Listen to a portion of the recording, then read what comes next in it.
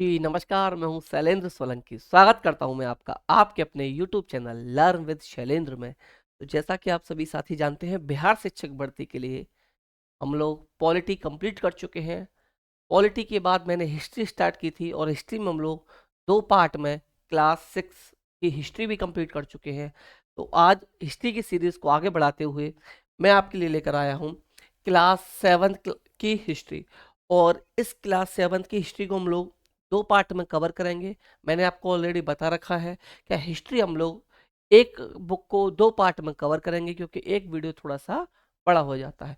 तो ये पार्ट 1 रहेगा और इस पार्ट 1 में आपके चैप्टर 1 से लेकर चैप्टर 4 तक रहने वाले हैं। आगे के जितने भी चैप्टर होंगे वो सेकंड पार्ट में कवर कर लिए जाएंगे। इसके बाद आपको मैं 8th क्लास की हिस्ट्री कराऊंगा, फिर हम लोग ज्योग्राफी स्टार्ट करेंगे। इसके बाद जो भी इंपॉर्टेंट टॉपिक आपके सिलेबस के होंगे वो सब सारे के सारे आपको यहाँ पर कवर करा दिए जाएंगे। और मैं आपको ऑलरेडी बता चुका हूँ कि मेरे द्वारा 8100 MCQ, 8100 प्लस, मान लीजिए आप 8100 प्लस MCQ एनसीईआरटी बेस्ड आप लोगों के लिए तैयार किए जा रहे हैं। चाहे वो एनसीईआरटी की कोई भी बुक हो, उससे क्वेश्चन बनाऊंगा 6 to 12 प्लस आपके जो भी इंपॉर्टेंट टॉपिक रहेंगे वो भी उसमें शामिल किए जाएंगे। तो 8100 प्लस MCQ आपके लिए तैयार किए जा रहे हैं। वो 8100 MCQ प्लस आपकी अब तक जितनी भी क्लासेस यहाँ हो चुकी हैं, प्लस डेली करंट अफेयर के मैं 10 क्वेश्चन सुबह ही सुबह आप लोगों के पास PDF में भेज देता हूँ। ये सब कुछ आपको डेली कहाँ मिलने वाला है? ये मिलने वाला है एक व्हाट्सएप ग्रुप में। और व्हाट्सएप ग्रुप में ऐड होने के लिए आपको इस नंबर पर मैसेज करना होगा 9808347403। यहाँ आपको जितनी भी क्लासेस कराई जाती हैं इन सब की PDF प्लस सुबह आपको daily current affair question send कर दिए जाते हैं और 8100 प्लस MCQ आपको यहाँ पर दिए जाएंगे। ये सब कुछ मिलेगा आपको इस नंबर पर मैसेज करने के बाद 9808347403। तो चलिए शुरू करते हैं हम अपना आज का वीडियो क्लास 7 का फर्स्ट चैप्टर के साथ। और क्लास शुरू करने से पहले आप सभी को बसंत पंचमी की हार्दिक शुभकामनाएं। माँ सरस्वती कृपा आप लोगों पर बनी रहे। जो भी तैयारी आप लोग कर रहे हैं जल्द से जल्द आपको उसमें सफलता मिल जाए। तो फर्स्ट चैप्टर है, चैप्टर से स्टार्ट करते हैं। 1000 वर्ष के दौरान हुए परिवर्तनों की पड़ताल। क्लास 7 हमारा रहने वाला रहेगा ये, और क्लास 7 का फर्स्ट चैप्टर ये रहने वाला है। तो 13वीं सदी के फारसी इतिहासकार 13वीं सदी के फारसी इतिहासकार मिनहाज ए सिराज ने हिंदुस्तान शब्द का प्रयोग किया। 13वीं सदी के फारसी इतिहासकार कौन? मिनहाज ए सिराज ने हिंदुस्तान शब्द का प्रयोग किया।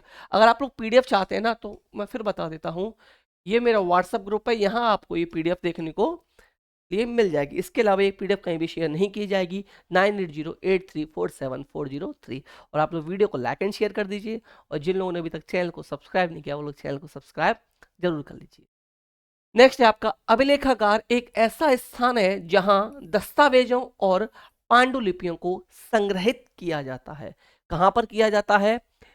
कहां पर किया जाता है? अभिलेखागार में। किसे संग्रहित किया जाता है? दस्तावेजों को और पांडुलिपियों को संग्रहित किया जाता है।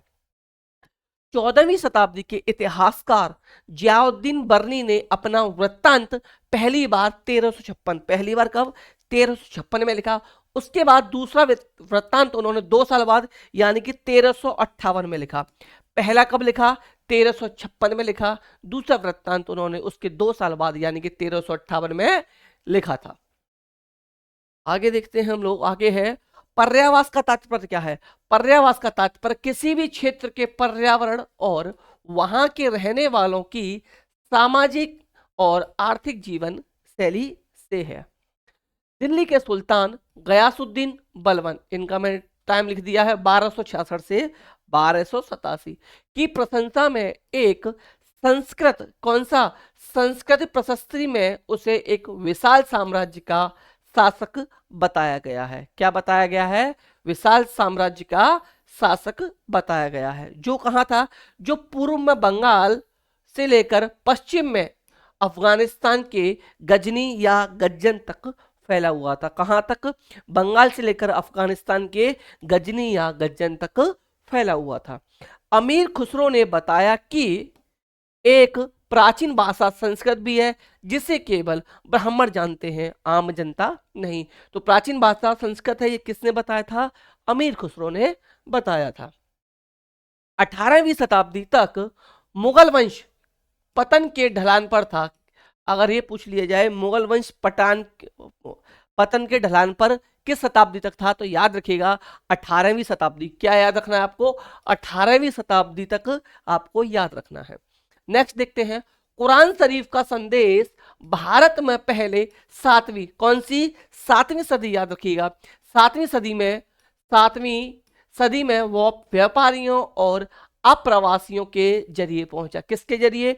व्यापारियों और अप्रवासियों के जरिए पहुंचा। कहां? भारत में। कौन सी सदी में? सातवीं सदी, आपको याद रखना है। मुसलमान कुरान शरीफ की अपनी धर्म ग्रंथ मानते हैं। कुरान शरीफ को है, कुरान शरीफ को अपना धर्म ग्रंथ मानते हैं। कौन मानते हैं? मुसलमान। किसको? कुरान शरीफ को। मुसलमानों में कुछ शिया थे जो पैगंबर साहब के दामाद अली को, और कुछ सुन्नी थे जो खलीफाओं के प्रभुत्व को स्वीकार करते थे। याद रखिएगा, मुसलमान कुछ क्या थे? शिया थे जो पैगंबर साहब के दामाद अली को, और कुछ सुन्नी जो थे वो खलीफाओं के प्रभुत्व को स्वीकार करते थे। अब देखिए खलीफा क्या होते हैं? इस्लाम धर्म का नेतृत्व करने वाले लोग खलीफा कहलाते हैं। इस्लाम धर्म का नेतृत्व करने वाले खलीफा कहलाते हैं। याद रखिएगा, खलीफा कौन कहलाते हैं? जो इस्लाम धर्म का नेतृत्व करते हैं। आगे देखते हैं हम लोग, 19वीं सदी के मध्य में अंग्रेज इतिहासकारों ने भारत के इतिहास को 3 युगों में बांटा था। 19वीं सदी के मध्य में अंग्रेज इतिहासकारों ने भारत के इतिहास को कितने युगों में बांटा? 3 युगों में। ये 3 कौन कौन से युग थे? हिंदू, मुस्लिम और ब्रिटिश। कौन कौन से? हिंदू, मुस्लिम, ब्रिटिश। 3 युग कौन कौन से? हिंदू, मुस्लिम और ब्रिटिश युग में बांटा था। चैप्टर 1 हमारा इस तरीके से कंप्लीट हो जाता है। चैप्टर 2 हम लोग यहाँ पर देखते हैं। चैप्टर 2 है हमारा नए राज्य और उनके राज्य। नए राज्य और उनके राज्य। एलोरा की गुफाएं, जिसमें विष्णु को नरसिंह अर्थात पुरुष सिंह के रूप में दिखलाया गया है। एलोरा की गुफा में नरसिंह की पूछ ली जाए, उसको किस, विष्णु को किस अवतार में दिखाया गया है, तो याद रखिएगा नरसिंह या पुरुष, नरसिंह या पुरुष सिंह के अवतार में दिखाया गया है। कदम्ब, मयू शर्मण और गुर्जर प्रतिहार हरिश्चंद्र ब्राह्मण थे। ये सब कौन थे? ये ब्राह्मण थे। तमिलनाडु में शासन करने वाले चोल वंश के अभिलेखों में विभिन्न किस्म के करों के लिए 400 से ज्यादा सूचक शब्द मिलते हैं। कितने? 400 से ज्यादा मिलते हैं। 400 से ज्यादा सूचक शब्द मिलते हैं। सबसे अधिक उल्लिखित कर है वैटी, जो नगद की बजाय जबरन श्रम के रूप में लिया जाता था। अगर क्वेश्चन ये आ जाए वैटी कर कैसे लिया जाता था, तो याद रखिएगा वैटी कर नगद की बजाय कैसे लिया जाता था? जबरन लिया जाता था, और कैसे? श्रम के रूप में ये लिया जाता था।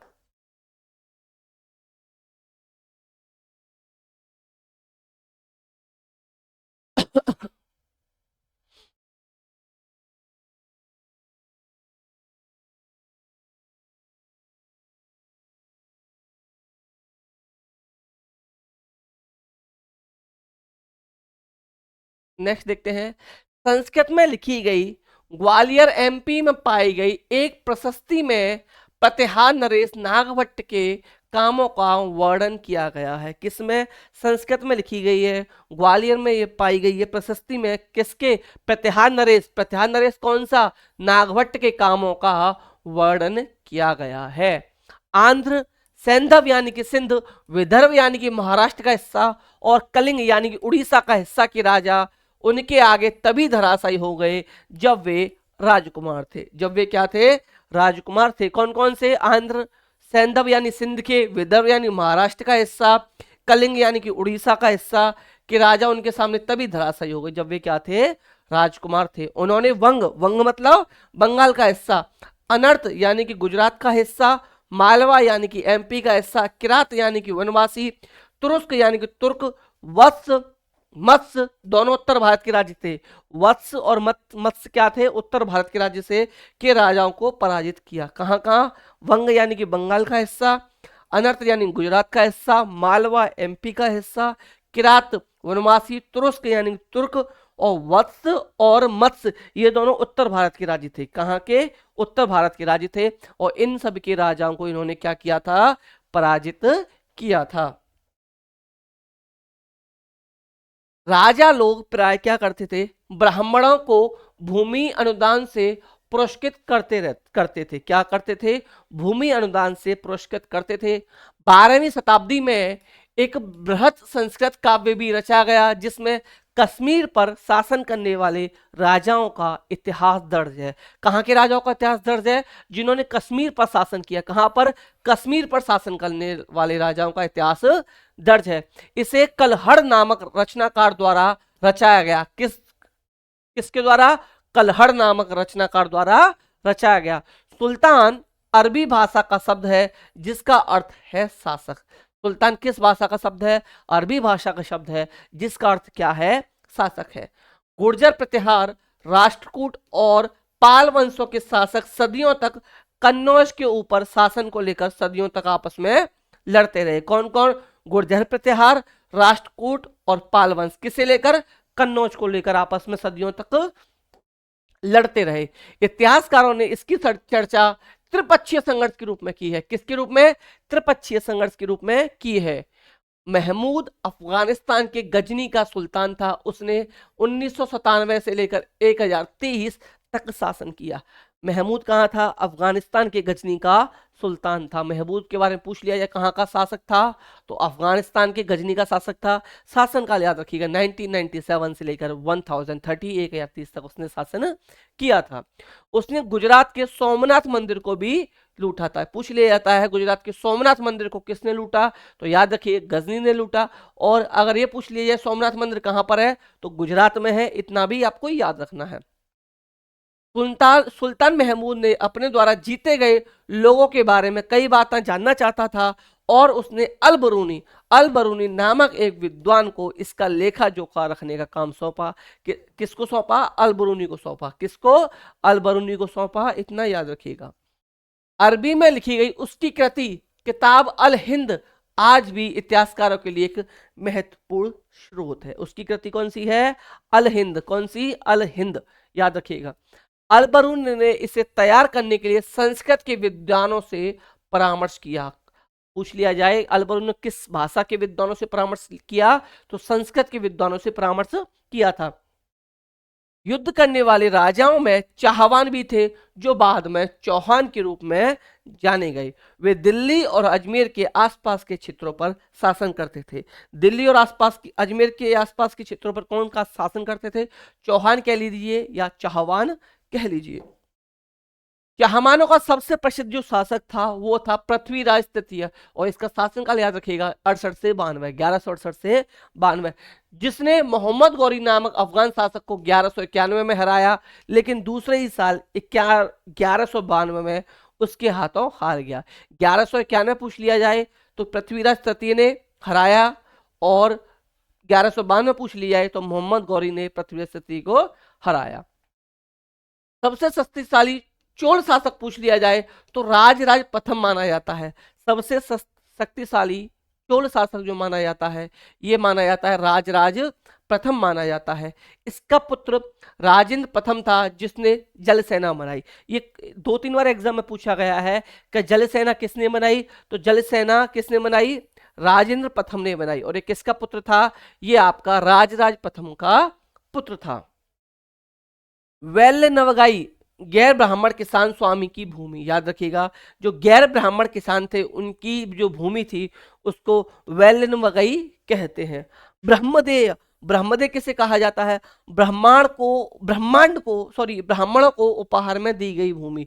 ब्राह्मणों को उपहार में जो भूमि दी जाती है उसे क्या कहते हैं, ब्रह्मदेय कहते हैं। किसानों की बस्तियों उर कहलाती थी। किसानों की बस्तियां क्या कहलाती थी, उर कहलाती थी। सिंचित खेती के साथ बहुत समृद्ध हो गई थी। ये छोड़िए, चलिए ये इंपॉर्टेंट नहीं है, इतना इंपॉर्टेंट ये नहीं है। इस तरह के गांवों के समूह को नाडू कहा जाता था। इस तरह के गांवों के समूह थे उन्हें नाडू कहा जाता था, और किसानों की बस्तियां उर कहलाती थी। ग्राम परिषद और नाडू न्याय करने और कर वसूलने जैसे कई प्रशासकीय कार्य करते थे। साला भोग किसे कहते हैं, किसी विद्यालय के रखरखाव के लिए भूमि। साला भोग किसी विद्यालय के रखरखाव के लिए भूमि को साला भोग बोलते हैं। देवदान तृणमट्टकुमिनी किसे बोलते हैं? मंदिर को उपहार में दी गई भूमि। ये 4-5 नाम है, सभी याद रखिएगा, कोई भी हो सकता है, पूछ लिया जाए। पल्लेले चंदम, यह है जैन संस्थानों को दान दी गई भूमि। ये जैन संस्थानों को दान दी गई भूमि है। चीन में तांग राजवंश, चीन में तांग राजवंश के तहत एक साम्राज्य स्थापित हुआ जो लगभग 300 वर्ष, 7वीं सदी से 10वीं वर्ष तक सत्ता में रहा। याद रखिएगा, चीन में तांग राजवंश के तहत एक साम्राज्य स्थापित हुआ जो लगभग 300 वर्ष सत्ता में रहा। 300 वर्ष लगभग सत्ता में रहा। कब से? 7वीं सदी से लेकर 10वीं सदी तक, 7वीं से लेकर 10वीं सदी तक सत्ता में रहा। इसकी राजधानी शियान दुनिया के सबसे बड़े नगरों में से एक थी। इसकी राजधानी पूछ ली जाए तो शियान थी। कहां पर थी? शियान थी, जहां तुर्की, ईरानी, भारतीय, जापानी और कोरियाई आया जाया करते थे। कौन कौन? तुर्की, ईरानी, भारतीय, जापानी, कोरियाई आया जाया करते थे। तांग साम्राज्य परीक्षा के माध्यम से नियुक्त की गई नौकरशाही द्वारा प्रशासित होता था। किससे? परीक्षा के माध्यम से। किससे? परीक्षा के माध्यम से वहां पर नियुक्ति की जाती थी। इन परीक्षा में हर इच्छुक व्यक्ति बैठ सकता था। हर इच्छुक व्यक्ति बैठ सकता था। अधिकारियों के चयन की यह व्यवस्था कुछ बदलाव के साथ 1911 में तक कायम रही। कब तक कायम रही? 1911 तक कायम रही। इस तरीके से आपके 2 चैप्टर कंप्लीट हो चुके हैं। हम लोग आ चुके हैं चैप्टर नंबर 3 पर, दिल्ली के सुल्तान। किस पर? दिल्ली के सुल्तान पर। तो 13वीं सदी के आरंभ में दिल्ली सल्तनत की स्थापना हुई। कब स्थापना हुई? 13वीं सदी के आरंभ में। पूछ लिया जाए दिल्ली सल्तनत की स्थापना कब हुई, तो 13वीं सदी के आरंभ में हुई। पांडुलिपि तैयार करने के कितने चरण हैं? पांडुलिपि तैयार करने के 4 चरण हैं। चरण बाई चांस सीरियल से पूछ ली जाए, इसलिए मैंने क्वेश्चन यहां पर डाल दिया था कि हो सकता है आपसे सीरियल से पूछ लिया जाए। तो पहला है कागज तैयार करना, दूसरा लेखन कार्य है, तीसरा ऑप्शन है महत्वपूर्ण शब्दों और अनुच्छेदों की ध्यान आकर्षित करने के लिए सोने को पिघलाकर उसका प्रयोग। किसको? महत्वपूर्ण शब्दों और अनुच्छेदों की ओर ध्यान आकर्षित करने के लिए सोने को पिघलाकर उसका प्रयोग करना। और चौथा ऑप्शन हो जाएगा हमारा, चौथा चरण जो हो जाएगा वो हो जाएगा जिल्द तैयार करना। चौथा ऑप्शन क्या हो जाएगा? जिल्द तैयार करना चौथा ऑप्शन हो जाएगा। फक्र ए मुदब्बिर, फक्र ए मुदब्बिर 13वीं सदी का इतिहासकार था। फक्र ए मुदब्बिर किस सदी का इतिहासकार? 13वीं सदी का इतिहासकार था। 1236 में इल्तुतमिश की बेटी रजिया सिंहासन पर बैठी। 1240 में उसे सिंहासन से हटा दिया गया। इसका शासन पूछ लिया तो इसने 4 साल किया। कितने साल किया? 4 साल किया। 1236 से लेकर 1240 तक। पहली महिला सुल्तान पूछ लिया जाता है कि पहली महिला सुल्तान कौन थी, तो याद रखिएगा रजिया सुल्तान थी। और इसका शासन पूछ लिया जाए तो 1236 से लेकर 1240, 4 साल तक रहा था। रजिया सुल्तान अपने अभिलेखों और सिक्कों पर अंकित करवाया कि वह इल्तुतमिश की बेटी है। उसने सिक्कों पर क्या अंकित करवाया? अभिलेखों पर क्या अंकित करवाया? कि वह इल्तुतमिश की बेटी है। याद रखिएगा। आधुनिक आंध्र प्रदेश के वारंगल क्षेत्र में काकतीय वंश की रानी रुद्रमा देवी आंध्र प्रदेश के वारंगल क्षेत्र की काकतीय वंश की कौन? रानी रुद्रमा देवी ने क्या किया? ये टाइम याद रखिएगा 1262 से 89 ने अपने अभिलेखों में अपना नाम पुरुषों जैसा, अपना नाम पुरुषों की तरह लिखवाकर अपने पुरुष होने का भ्रम पैदा किया था। किसने? काकतीय वंश की रानी रुद्रमा ने। किसकी? काकतीय वंश की रानी रुद्रमा ने। नेक्स्ट है कश्मीर की नानी दिद्दा, इनका याद रखिएगा 1980 से एक जाती है। उनका नाम दीदी बड़ी बहन से निकला है। उनका नाम दीदी बड़ी बहन से निकला है। मौत की मस्जिद सिकंदर लोदी के शासनकाल में उसके मंत्री द्वारा बनवाई गई। याद रखिएगा मौत की मस्जिद किसके द्वारा बनवाई गई? किसके शासनकाल में बनी? सिकंदर लोदी के शासनकाल में बनी। गुलामों को फारसी में बंदगाह कहा जाता है। इन्हें सैनिक सेवा के लिए खरीदा जाता था। गुलामों को फारसी में बंदगाह कहा जाता है। इन्हें सैनिक की सेवा के लिए खरीदा जाता था। सुल्तान मोहम्मद तुगलक ने अजीज खुमार नामक कलाल, शराब बनाने वाले और बेचने वाले, फिरोज हज्जाम नामक नाई, मनका तब्बक नामक बावर्ची और लद्दा तथा पीरा नामक मालियों को प्रशासनिक पदों पर बिठाया। किसने बिठाया था, इतना याद रखिएगा, सुल्तान मोहम्मद तुगलक ने। किसने, सुल्तान तुगलक ने बिठाया था। 14वीं सदी शताब्दी के इतिहासकार जियाउद्दीन बर्नी ने इन नियुक्तियों का उल्लेख सुल्तान के राजनीतिक विवेक के नाश और उसके शासन की अक्षमताओं के उदाहरणों के रूप में किया है। किसने, 14वीं सदी के इतिहासकार जियाउद्दीन बर्नी ने। किसने, 14वीं सदी के इतिहासकार जियाउद्दीन बर्नी ने। इलाके को इक्ता कहते थे और इन्हें संभालने वाले अधिकारी इक्तादार या मुक्ति कहे जाते थे। इलाके क्या कहलाते थे, इक्ता कहलाते थे, और इन्हें संभालने वाले अधिकारी इक्तादार या मुक्ति कहे जाते थे। इक्तादार या मुक्ति कहे जाते थे। मुक्ति का फर्ज था कि सैनिक अभियानों का नेतृत्व करना और अपने इक्तों में कानून व्यवस्था बनाए रखना, और अपने इक्तों में कानून व्यवस्था बनाए रखना किसका फर्ज था, ये मुक्ति का फर्ज था। कृषि पर लगने वाले कर को खराज कहा जाता था। कृषि पर लगने वाला कर क्या कहलाता था, खराज कहलाता था। अफ्रीकी देश मोरक्को से 14वीं शताब्दी में इब्न बतूता भारत आए। इब्न बतूता कब भारत आया, 14वीं शताब्दी में आया। कहां से आया था, अफ्रीकी देश मोरक्को से आया था। कहां से, अफ्रीकी देश मोरक्को से भारत आया था। चंगेज खान के नेतृत्व में मंगोलों ने 1219 में उत्तर पूर्वी ईरान, ट्रांसआक्सिनिया, जिसका आधुनिक नाम क्या है, आज का नाम क्या है, उज्बेकिस्तान है, पर हमला किया, और इसके बाद शीघ्र ही दिल्ली सल्तनत को उनका धावा झेलना पड़ा। पहले कहाँ किया, उज्बेकिस्तान पर किया, इसके बाद दिल्ली पर किया। किसने, चंगेज खान के नेतृत्व में मंगोलों ने, 1219 में, याद रखिएगा। अलाउद्दीन खिलजी और मोहम्मद तुगलक के शासनकालों के आरंभ में दिल्ली पर मंगोलों के धावे बढ़ गए। किसके शासनकाल में, अलाउद्दीन खिलजी और मोहम्मद तुगलक के शासनकाल में। अलाउद्दीन खिलजी के शासनकाल में दक्षिण भारत को लक्ष्य करके सैनिक अभियान शुरू हुए। यह अभियान मोहम्मद तुगलक के समय अपनी चरम सीमा पर पहुंचे। किसकी में, मोहम्मद तुगलक के शासनकाल में अपने चरम सीमा पर ये पहुंचे। मस्जिद, यह अरबी भाषा का शब्द है जिसका शाब्दिक अर्थ है ऐसा स्थान जहां मुसलमान अल्लाह की आराधना में सजदा, घुटना टेककर, माथा टेककर करते हैं। क्या करते हैं, सजदा करते हैं। और सजदा कैसे किया जाता है, घुटना और माथा टेककर सजदा किया जाता है। याद रखिएगा, मस्जिद ऐसा, ये अरबी शब्द है जिसका अर्थ क्या है कि ऐसा स्थान जहां मुसलमान अल्लाह की आराधना में सजदा करता है। और सजदा कैसे किया जाता है, सिर और घुटने को झुकाकर सजदा किया जाता है। इमाम शुक्रवार की नमाज के दौरान धर्मोपदेश, धर्मोपदेश का एक और नाम है खुतबा। याद रखिए, खुतबा किसको कहा जाता है, धर्मोपदेश को कहा जाता है। और ये देता है, इमाम कब देता है, शुक्रवार को देता है। नमाज के दौरान मुसलमान मक्का की तरफ मुंह करके नमाज पढ़ते हैं। नमाज खड़े होते हैं, मतलब जो नमाज जो पढ़ते हैं वो किधर करते हैं, मक्का की तरफ मुंह करके खड़े होते हैं। भारत में मक्का पश्चिम की ओर पड़ता है। भारत में मक्का पूछा जाए तो कहां पड़ता है, पश्चिम की ओर पड़ता है। मक्का की ओर दिशा किबला कहा जाता है। जो मक्का की ओर दिशा होती है उसे क्या कहा जाता है, उसे किबला कहा जाता है, किबला कहा जाता है। तुगलक वंश के बाद 1526 तक दिल्ली और आगरा पर सैयद और लोधी वंश का राज्य रहा। किसका, मुगलक वंश के बाद, तुगलक वंश के बाद 1526 तक आगरा पर सैयद और लोधी वंश का राज्य रहा। देखिए, मैं आपको एक ट्रिक बताता हूं दिल्ली सल्तनत पर राज्य की। दिल्ली सल्तनत पर राज्य कैसे रहे, तो गुखत सलम याद रखिएगा, एक ट्रिक है, गुखत सलम।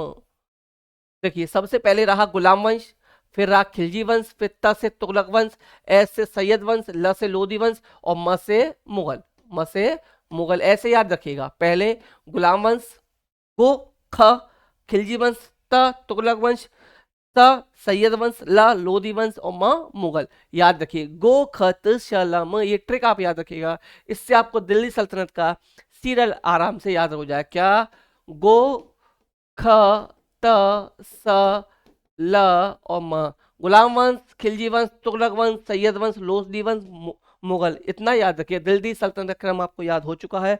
गुखत सलम, क्या, गुखत सलम, याद रखिएगा। शेरशाह ने अपने मुगल सम्राट हुमायूं 1530 से 40 और 1555 से 56 के को परास्त कर दिल्ली पर अधिकार करके स्वयं अपना राजवंश स्थापित किया। किसने? शेरशाह ने। और हुमायूं को 2 बार इसका शासन रहा, 1530 से 40 और 1555 से 1556 में शासन रहा। सूर्यवंश ने 15 वर्ष यानी 1540 से 1555 तक शासन किया। अकबर की बात की जाए तो 1556 से 1605 मुगल साम्राज्य को समेकित किया, तो उसने अपने प्रतिमान के रूप में शेरशाह की ही प्रशासन व्यवस्था को ही अपनाया। किसकी व्यवस्था को अपनाया उसने? शेरशाह की प्रशासन व्यवस्था को अपनाया। 3 श्रेणियों का विचार सबसे पहले 11वीं शताब्दी के आरंभ में फ्रांस में सूत्रबद्ध किया गया। इसके अनुसार समाज को 3 वर्गों में विभाजित किया गया। प्रार्थना करने वाला वर्ग, युद्ध करने वाला वर्ग और खेती करने वाला वर्ग। याद रखिएगा, इनके अनुसार समाज को 3 वर्गों में जो विभाजित किया गया, वो 3 वर्ग कौन कौन से थे?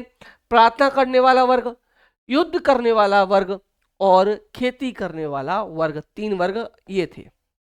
नेक्स्ट हम लोग देखते हैं, नेक्स्ट हमारा अलाउद्दीन खिलजी। योद्धाओं को नाइट कहा जाता था। इसने अपने सैनिकों के लिए सीरी नामक एक नया गैरिसन शहर बनाया। किसके लिए? अपने सैनिकों के लिए। इसने एकता के स्थान पर नगद वेतन का देना तय किया। क्या? एकता के स्थान पर नगद वेतन देना तय किया। मोहम्मद तुगलक भी अपने सैनिकों को नगद वेतन देता था। अब राजपूत वंश याद रखिएगा। राजपूत वंश में क्या था? तौरम थे। आरंभिक 12वीं शताब्दी 1165। इसमें जो फेमस राजा हुआ ये हुआ आपका अनंगपाल, जिसने 1130 से लेकर 1165 तक शासन किया। अनंगपाल ने कब तक किया?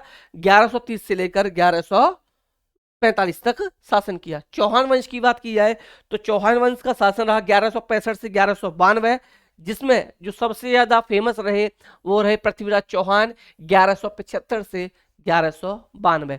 तुर्की शासन की बात की जाए तो ये रहा 1206 से 1290। इसमें जो सबसे फेमस रहे कुतुबुद्दीन ऐबक 1206 से 1210 और इल्तुतमिश 1210 से 1236। जो पॉपुलर है, थोड़ा सा मैं उनका शासनकाल बता देता हूं। रजिया मैंने बताया था प्रथम मुस्लिम शासिका थी। ये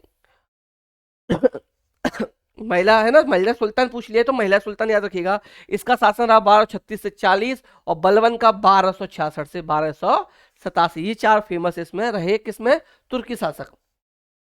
खिलजी वंश की बात की जाए तो जलालुद्दीन खिलजी 1280 से 96 और अलाउद्दीन खिलजी 1296 से 1316। ये 2 फेमस रहे। तुगलक वंश की बात की जाए तो गयासुद्दीन तुगलक 1320 से 24, 1324 से 51 आपका मोहम्मद तुगलक और फिरोज शाह तुगलक 51 से 88। 3 इसके ये फेमस है, गयासुद्दीन तुगलक, मोहम्मद तुगलक और फिरोज शाह तुगलक। तीनों का याद रखिएगा। 1320 से 24, 1324 से 51 और 51 से 88। 20 से 24, 24 से 51, 51 से 88। कौन सा? 1300 का। नेक्स्ट सैयद वंश में ये 1414 से 51 तक रहा। पॉपुलर रहा इसमें खिजिर खां 1441 से 1421, 1424 से 1421। याद रखिएगा इसको। लोधी वंश 51 से 1526 तक रहा। इसमें मोस्ट पॉपुलर रहा बहलोल लोधी 1451 से 1489 तक। इस तरीके से चैप्टर 3 हमारे कंप्लीट हो चुके हैं। और जिन लोगों ने अभी तक वीडियो को लाइक शेयर नहीं किया वो प्लीज़ वीडियो को लाइक शेयर कर दीजिए। और अगर आप इसकी पीडीएफ चाहते हैं तो आप लोग 9808347403 पर मैसेज करके आप लोग ग्रुप में ऐड हो सकते हो। इस ग्रुप में ऐड होने के बाद आप ग्रुप में ऐड कर लिया जाएगा। ये जितनी भी हिस्ट्री, ज्योग्राफी, पॉलिटी की पीडीएफ कराई जाएंगी, इसके अलावा 8100 प्लस एमसीक्यू आपके लिए तैयार किए जा रहे हैं, प्लस डेली करंट अफेयर के क्वेश्चन, मंथली करंट अफेयर की पीडीएफ, ये सब कुछ आपको यहाँ पर इस ग्रुप में प्रोवाइड कराया जाएगा। प्रैक्टिस सेट जितने पॉसिबल होंगे उन सब की पीडीएफ भी आपको यहाँ पर दे दी जाएगी। लेकिन ये सब कुछ आपको मिलने वाला है इस ग्रुप में। इस ग्रुप में जुड़ने के लिए 9808347403 पर आपको मैसेज करना होगा। और जिन लोगों ने अभी तक चैनल को सब्सक्राइब नहीं किया है वो प्लीज चैनल को सब्सक्राइब जरूर कर लीजिए। चलिए नेक्स्ट देखते हैं हम लोग चैप्टर नंबर 4, जिसका नाम है मुगल साम्राज्य। जिसका नाम क्या है? मुगल साम्राज्य। देख लेते हैं। इस वीडियो का लास्ट चैप्टर ही रहने वाला है, लगभग 10 मिनट में ये कवर हो जाएगा। देखिए 16वीं सदी के उत्तरार्ध से मुगलों ने दिल्ली और आगरा से अपने राज्य का विस्तार शुरू किया और 17वीं शताब्दी में लगभग संपूर्ण महाद्वीप पर अधिकार प्राप्त कर लिया। मुगल जो थे वो 2 महान शासकों के वंशज थे। वंशों के वंशज थे, दो जो मुगल थे, जो दो महान शासक हुए उनके वंश जो हुए उनके वंशज थे। पहला याद रखिएगा, माता की से मंगोल शासक जो था चंगेज खान, जो चीन और मध्य एशिया के कुछ भागों पर राज करता था, के उत्तराधिकारी थे। माता की ओर से क्या था, जो मंगोल शासक चंगेज खान, याद रखिएगा चंगेज खान कहाँ का शासक था, मंगोल का। याद रखिएगा एरिया जो था चीन और मध्य एशिया, तो वहां के उत्तराधिकारी थे। पिता की ओर से वे ईरान, इराक और वर्तमान में तुर्की के शासक तैमूर, जिसकी मृत्यु 1404 में हुई। याद रखिएगा एनसीईआरटी में बीच में से ही क्वेश्चन उठा के पूछता है, तो ऐसे ही क्वेश्चन बीच में से उठा के पूछ ले जाते हैं। तो मैंने वो सब कुछ यहाँ कवर किया है जो एनसीईआरटी का इंपॉर्टेंट है। ये पढ़ने के बाद आपको जब इस पीडीएफ को, इस वीडियो को आप देख लोगे, इस वीडियो को 2 बार देखिएगा, आपको एनसीईआरटी पढ़ने की आवश्यकता नहीं पड़ेगी, इतना मैं आपको विश्वास दिलाता हूँ। तो तैमूर की मृत्यु 1404 में हुई। के वंशज थे, माता की ओर से चंगेज खान के वंशक और पिता की ओर से तैमूर के वंशक थे, इतना याद रखिएगा।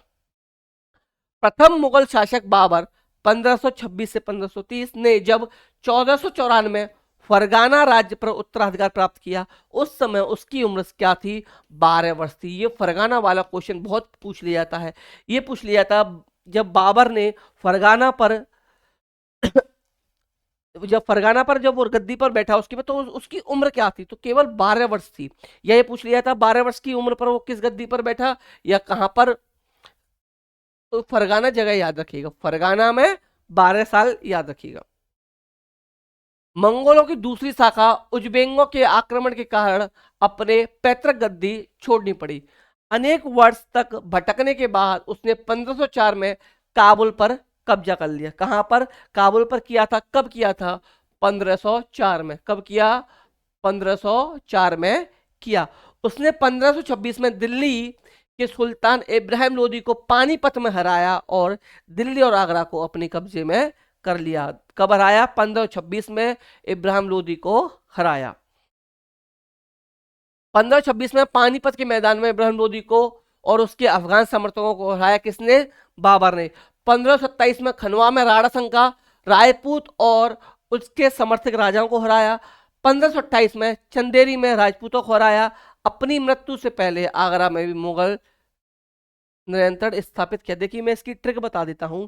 इसके जो युद्ध रहे 1526, 1527, 28 और 29, चार आप इसके बहुत ज्यादा इंपॉर्टेंट युद्ध रहे। तो आपको क्या याद रखना है, 1526 का जो था ये था पानीपत का, पानीपत। ये था खानवा या खनवा, कुछ भी याद रखिए, खानवा।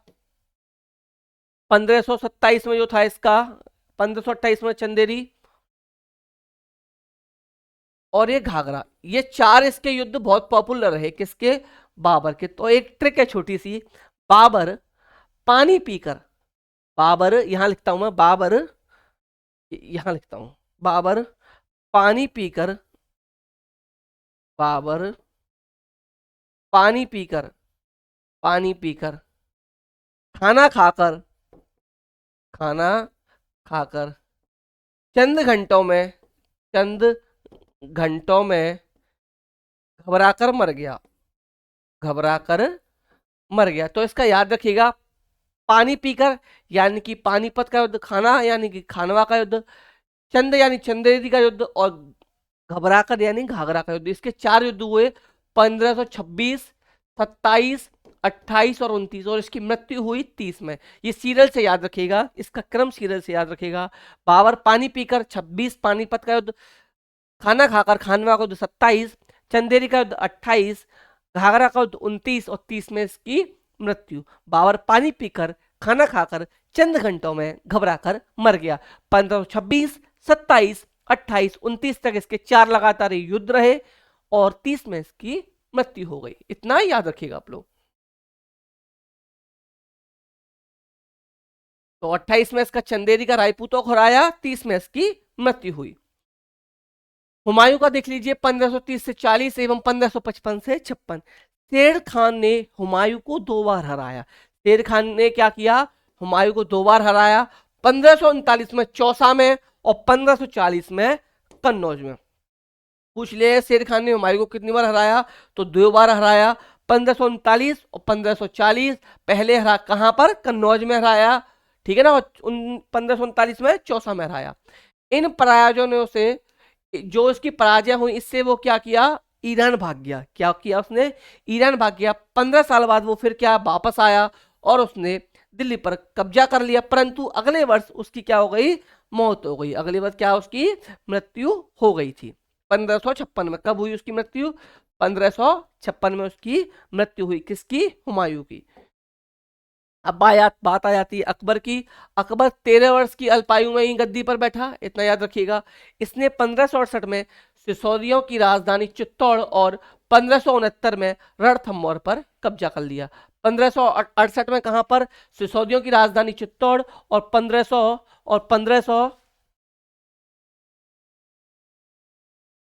बार पूछ लीजिए किसी से, और 1569 में रणथंभौर पर कब्जा कर लिया। 1570 और 1585 के मध्य गुजरात के विरुद्ध सैनिक अभियान हुए। कब, 1570 से 1585 के मध्य गुजरात में के विरुद्ध सैनिक अभियान हुए। 1585 से 1605 के मध्य अकबर के साम्राज्य का विस्तार हुआ। कब हुआ, 1585 से लेकर 1605 तक। जहांगीर के बारे में पढ़ लेते हैं। इसने, इसका टाइम पीरियड याद रखिएगा ये, इसने अकबर के सैन्य अभियानों को आगे बढ़ाया। मेवाड़ के सिसोदिया शासक अमर सिंह ने मुगलों की सेवा स्वीकार की। किसके शासनकाल में, जहांगीर के शासनकाल में। जहांगीर के शासन के अंतिम वर्षों में राजकुमार खुर्रम, जो बाद में सम्राट शाहजहां कहलाया, ने विद्रोह किया। किसके शासनकाल में किया था, शाहजहां के, जहांगीर के शासनकाल में किया। किसने किया, शाहजहां कह लीजिए या खुर्रम कह लीजिए। शाहजहां का क्या नाम था, खुर्रम था। अहमदनगर के विरुद्ध अभियान हुआ जिसमें बुंदेलों की हार हुई और ओरछा पर कब्जा हुआ। किसके शासनकाल में, शाहजहां के में। इसका भी टाइम याद रखिएगा, 1627 से 1658। 1632 में अहमदनगर को मुगलों के राज्य में मिला लिया गया। 1632 में अहमदनगर को मुगलों के राज्य में मिला लिया गया। कब मिलाया गया, 1632 में। शाहजहां को उसकी शेष जिंदगी के लिए औरंगजेब ने आगरा में कैद किया। कहां किया, आगरा में कैद किया था। किसने किया था, शाहजहां को कैद किया था औरंगजेब ने। किसने, औरंगजेब ने। औरंगजेब का याद रखिएगा, 1658 से 1707। जहांगीर की माँ जो थी वो कछवा की राजकुमारी थी। ये क्वेश्चन, इस टाइप के क्वेश्चन कई बार पूछ लिए जाते हैं। तो सारे जो इंपॉर्टेंट पॉइंट्स थे ये सारे भी मैंने इसमें नोट किए हैं कि जहांगीर की जो माँ थी वो कछवा की राजकुमारी थी। कहाँ की राजकुमारी थी, कछवा की राजकुमारी थी। वह अंबर यानी वर्तमान में जयपुर के राजपूत शासक की पुत्री थी। किसकी पुत्री थी, शासक की पुत्री। कौन, कहाँ के, अंबर के शासक, और वर्तमान में जयपुर। शाहजहां की माँ, किसकी माँ, ये जहांगीर की माँ की बात हो रही है। अब शाहजहां की माँ की बात करेंगे। एक राठौड़ राजकुमारी थी। किसकी, राठौड़ राजकुमारी थी। वह मारवाड़ यानी कि जोधपुर, कहाँ, मारवाड़ यानी कि जोधपुर के राजपूत शासक की पुत्री थी। किसकी माँ, शाहजहां की माँ। मुगलों की सेवा में आने वाली नौकरशाह मनसबदार कहलाए।